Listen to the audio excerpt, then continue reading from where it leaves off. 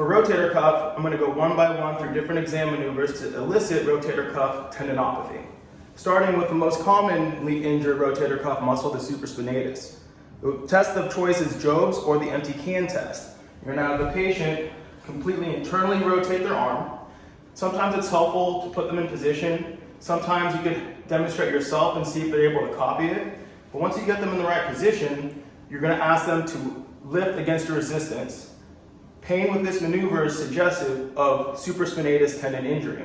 Like I mentioned earlier, that painful arc, just having the patient go all the way up with active range of motion, pain with that is also suggestive of supraspinatus injury. Lastly, you can do the drop arm test. You ask the patient to lift their arms up above their head and then slowly lower their arms down. Supraspinatus is responsible for the 0 to 15 degrees range of motion with abduction.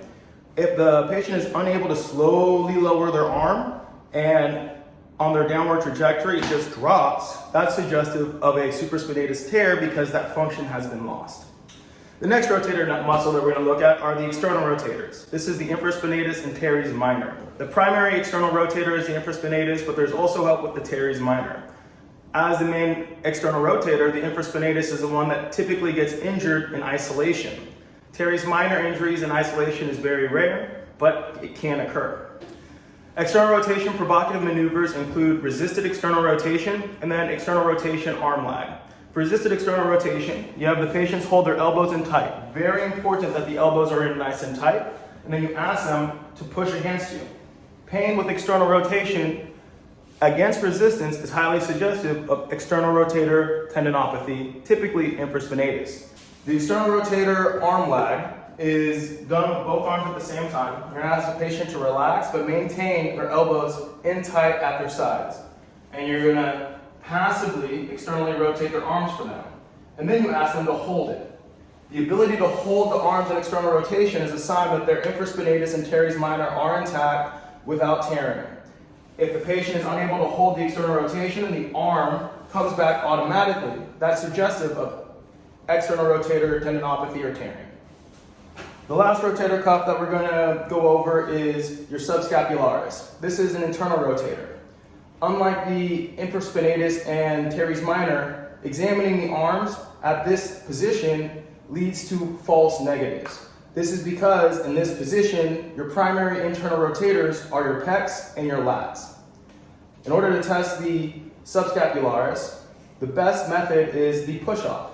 The problem with the push-off is mechanically getting the patient in this position. For patients with good range of motion, this is the subscapularis push-off.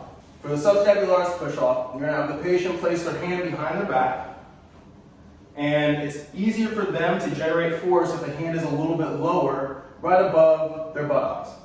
And then you're going to ask them to lift their hand off their back. That's a sign that they have internal rotator subscapularis strength. Now, when you test that strength, you do not want to place your hand on their hand because they might utilize wrist flexors and finger flexors to generate force. But if you place your hand at the wrist crease and the forearm and ask them to lift off, you're able to test for both strength and pain. Weakness and pain is suggestive of tendinopathy or tearing. The other subscapularis exam is the belly push. For this, the patient places their hand on their stomach and you ask them to push against their stomach. If that's painful, that's a positive exam. You can also place your hand here and test strength. Go ahead and push against me. But once again, you're co-opting some of those other stronger internal rotators. One way to get around that is have them push their elbow against your hand, and that's another way to try to elicit pain from the subscapularis.